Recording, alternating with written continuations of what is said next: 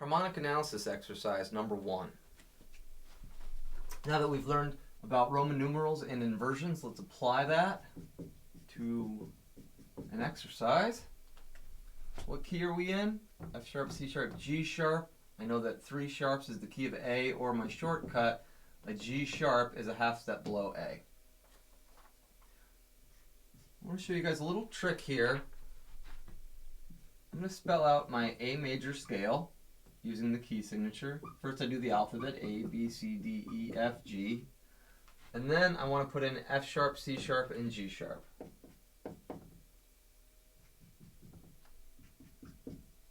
Now to stack in thirds, we need to skip in thirds.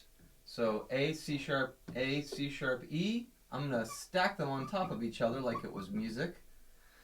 And here's a cool little shortcut into building this grid. This grid is really helpful for harmonic analysis.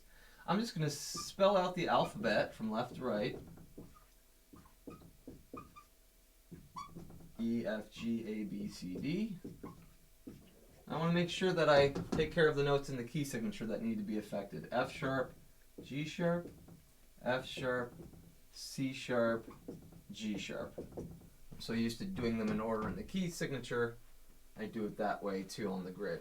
Now I have my 1 chord, my 2 chord, my 3 chord, 4 chord, 5 chord, all my chords, and my diminished 7 chord, all spelled out in terms of notes. Especially if you're not good at notation, this is very helpful. Alright, so I need an A, C, sharp, E for my 1 chord. Here's an A, C sharp, and E. Do I need a sharp sign? No, because the key signature takes care of it. Next up is a 4, capital letters, 6. That is a D, F sharp, A, but what does the 6 mean? It means it's in first inversion, so the third is in the bass. A and then D, so that's a D, F sharp, A, D major chord, but it's in first inversion with that F sharp in the bass. Do I have to stack it like this, A then D? Nope, I could put the A up here.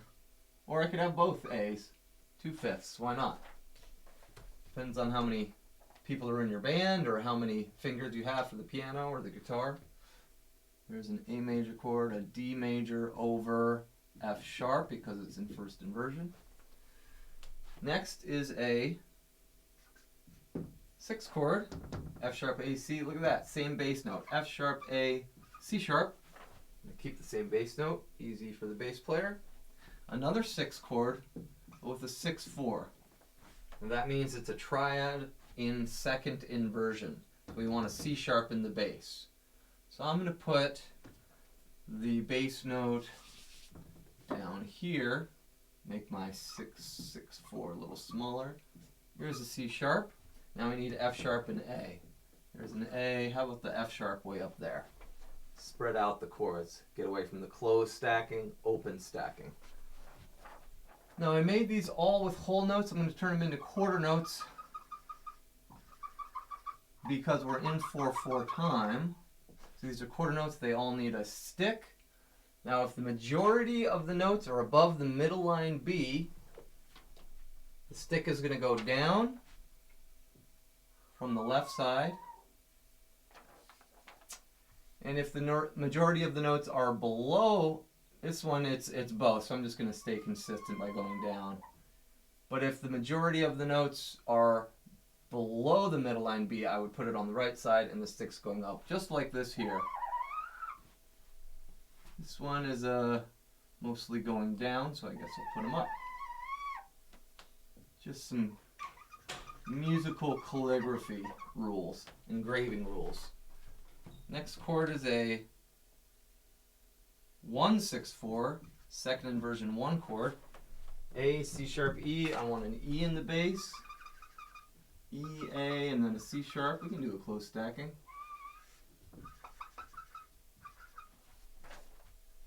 Five chord, uppercase. E, G sharp, B. Look at that, same bass note. Make it easier for your bass player. E, G sharp, B. Let's do a B here and maybe a G sharp up top. And we can keep it that. About a 3/6. That's a 3 chord in first inversion. C sharp, E, G sharp. That means the E in the bass, look at that bass staying the same. There's a G sharp, and then how about our C sharp? One more chord in this measure, and that's a 4 chord. Yep, and that's just D, F sharp, A. Bass drops down a little bit. A, how about an F sharp up top?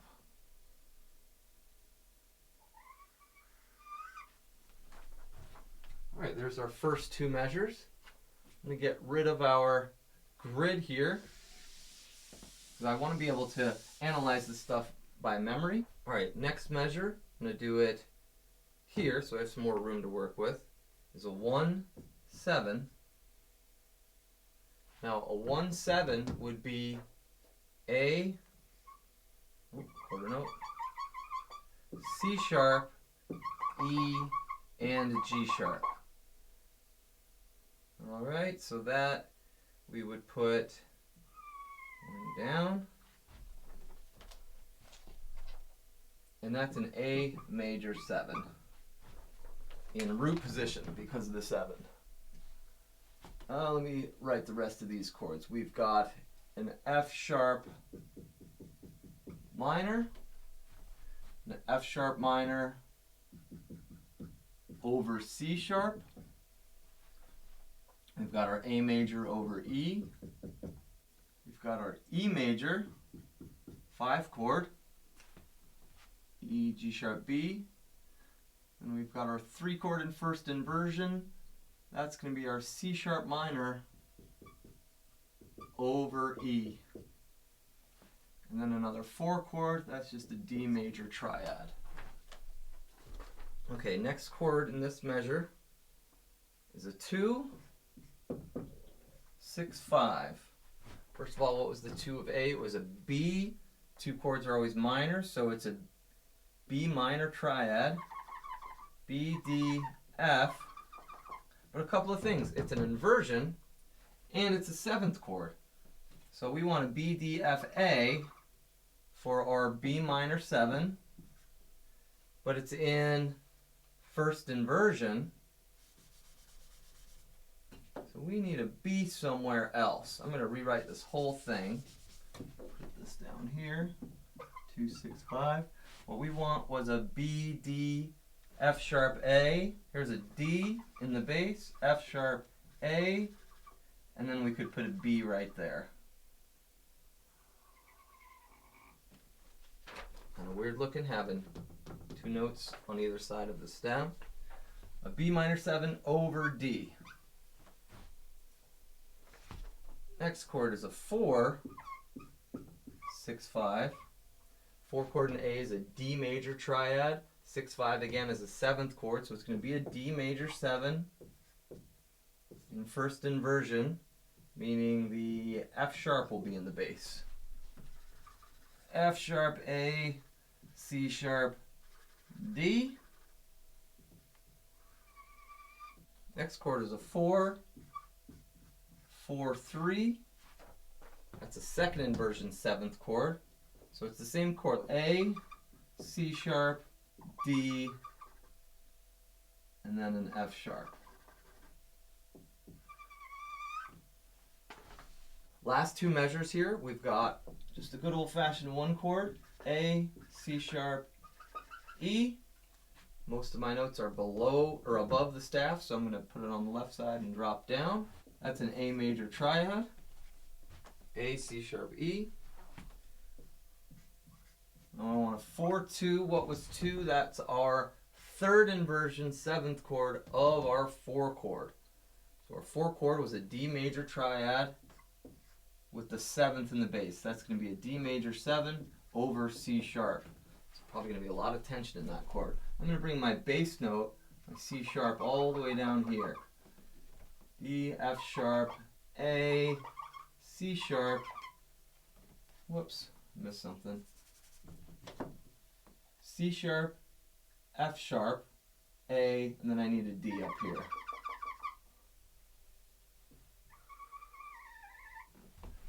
Next chord is a 5, 7. Yep. And in the key of A, that's going to be my E major triad with a flat 7, giving me an E dominant 7 chord. Even though it's uppercase and looks just like a major 7, it's actually a dominant 7 on our 5 chord. Next up is a 7 chord, and in major keys the 7 chord as a 7th chord is a half diminished 7th. So that would be a G sharp, B, D, F sharp, giving us an G sharp half diminished 7th chord. And our last measure, just a big 1 chord.